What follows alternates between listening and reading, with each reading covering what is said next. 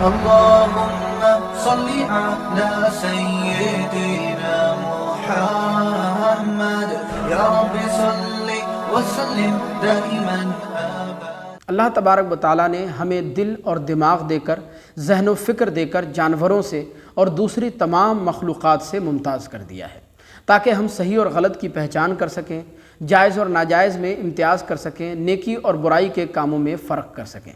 دیکھیں، آج کی اس ویڈیو میں ہم آپ کو 7 ایسے خطرناک گناہوں کے بارے میں بتا رہے ہیں جن سے بچنے کا ہمارے نبی نے بار بار حکم دیا ہے۔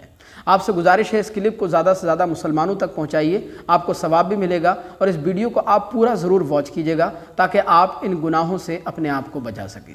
دیکھیں، سیدنا ابو ہریرہ رضی اللہ تعالیٰ عنہ روایت کرتے ہیں کہ حضور سرور کائنات صلی اللہ علیہ وسلم نے ارشاد فرمایا کہ اے لوگو، انسان کی دنیا اور آخرت کو تباہ کرنے والے 7 گناہوں سے اپنے آپ کو بچا کر کے رکھو، یعنی 7 گناہوں سے اپنے آپ کو بچاؤ۔ یہ 7 گناہ ایسے ہیں جو انسان کی دنیا اور آخرت کو تباہ و برباد کر دیتے ہیں۔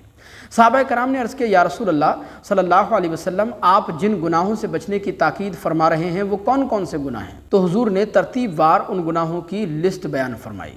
حضور فرماتے ہیں، نمبر 1، اللہ کے ساتھ شرک کرنا، یہ سب سے بڑا گناہ ہے۔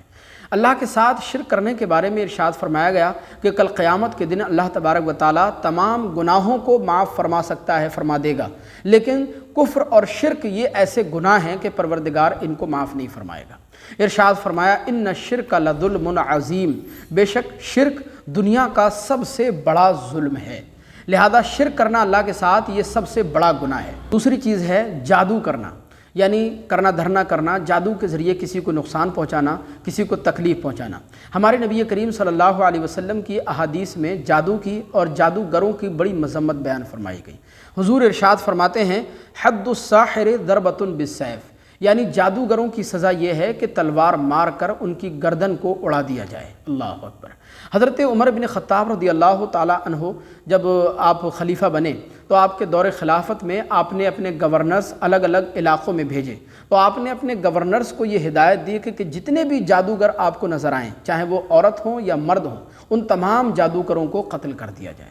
لہذا اس سے بھی آپ اندازہ لگا سکتے ہیں کہ جادو کرنا، ایسا جادو جو اسلام کے منافی ہو، شریعت مطہرہ کے منافی ہو، جس کے ذریعے دوسروں کو نقصان پہنچایا جائے، یہ بلا شبہ ناجائز، حرام ہے اور کبیرہ گناہ ہے۔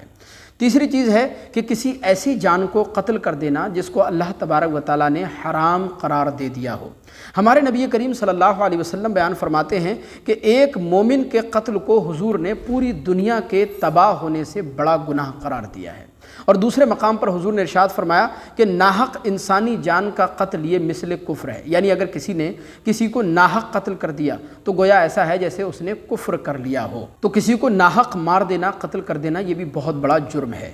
اور چوتھی چیز ہے سود کھانا، سود اور بیاج کا کاروبار کرنا، سود کھانا۔ حضور اکرم صلی اللہ علیہ وسلم نے ارشاد فرمایا کہ معراج کی رات مجھے کچھ ایسے لوگوں کے پاس سے گزارا گیا جن کے پیٹ کوٹھریوں کی طرح تھے اور ان کے پیٹوں میں سانپ بھرے ہوئے تھے جو باہر سے نظر آ رہے تھے۔ میں نے حضرت جبرائیل سے پوچھا کہ جبرائیل، یہ کون لوگ ہیں جن کے پیٹوں میں سانپ بھرے ہوئے ہیں جو باہر سے نظر آ رہے ہیں؟ تو حضرت جبرائیل امین نے عرض کیا، یا رسول اللہ، یہ وہ لوگ ہیں جو دنیا میں سود بیاج کا کاروبار کیا کرتے تھے، سود کھایا کرتے تھے، بیاج کھایا کرتے تھے۔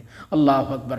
پانچویں چیز بیان فرمائی کہ یتیم کا مال کھا جانا، یعنی ایسے شخص کا مال کھانا کہ جس کے سر پر کوئی دست شفقت رکھنے والا نہ ہو، جس کی کفالت کرنے والا نہ ہو، جس کے آگے پیچھے کوئی نہ ہو، جو کمزور ہو، مجبور ہو، یتیم ہو، تو ایسے شخص کی زمین جائیداد کو غصب کر لینا، مال کو غصب کر لینا، ایسے شخص کے مال کو کھا جانا یہ بھی بہت بڑا بدترین جرم ہے۔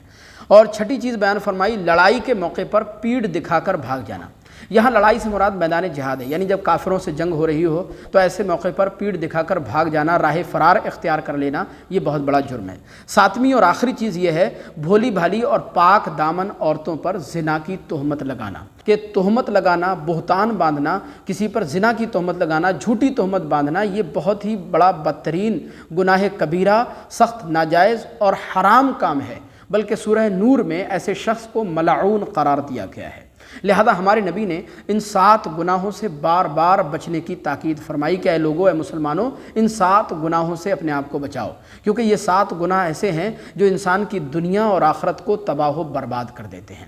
لہذا اگر ویڈیو آپ کو پسند آئی ہو تو کمنٹ باکس میں اپنی رائے کا اظہار ضرور کیجیے گا۔ اللہ تبارک و تعالی ہم سب کو ان گناہوں سے بچنے کی توفیق رفیق عطا فرمائے۔ السلام علیکم۔